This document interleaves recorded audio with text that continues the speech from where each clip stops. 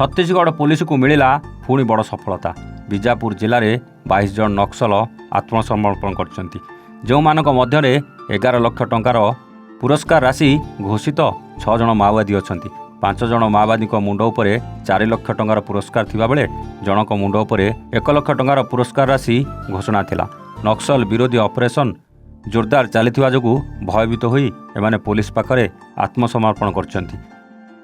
अन्यपटे सरकार थैथान नीति जोगु नक्सल माने लाल संगठन छाड़ी समाजर मुख्य स्रोत में सामिल होता जमापड़ी।